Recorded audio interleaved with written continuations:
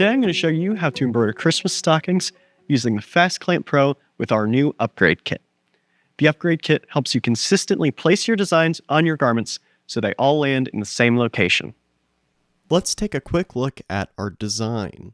I've just got some simple satin stitch text here with a thin satin border on it, and I'll go ahead and show you how I created that. So first I just typed out my text using our alphabet tool. I've got it at about 1.3 inches tall, and I'm using my League script font for this project. Now, to get my satin border on it, I'm using my Create Border tool here. We'll go ahead and open this menu here, and to get my border to constrict around the font, I'll go ahead and select this strict option here. I'm going to ask it to include holes so we get some coverage inside of my letters. And then I'll change my offset to 0 so it'll really tuck in close to those letters. Once I'm done editing those, I can go ahead and hit OK. We'll go ahead and colorize my border. Now, sometimes when you create these, you'll get a couple little artifacts, like we'll see here inside the E, we've got this little sharp point here. So I'll just take a look at my borders and make some slight edits. So I'm going to zoom in nice and close here, and I'm going to grab this straight point that's kind of connected to this little edge here, and we'll delete that. It's cleaned up the shape a little bit, and now we should be ready to sew.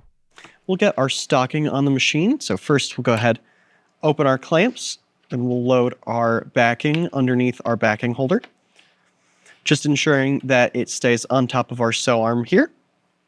I'm also folding these edges down just to keep them out of the way. I'm using a pretty stiff tearaway backing here. Now we'll load our stocking. I'm loading this upside down, so in a little bit we'll have to flip our design around.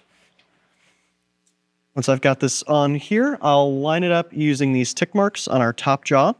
And once I'm happy with that rough placement, I can go ahead and adjust my garment stoppers here to lock in this position for the next stocking in my run.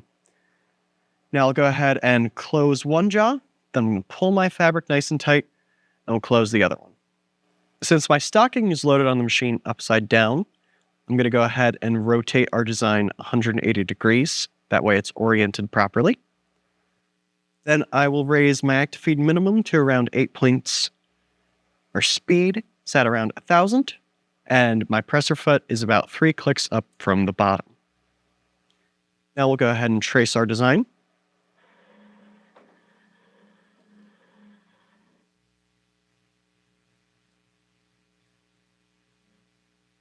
And now that I'm happy with my placement, we can start it.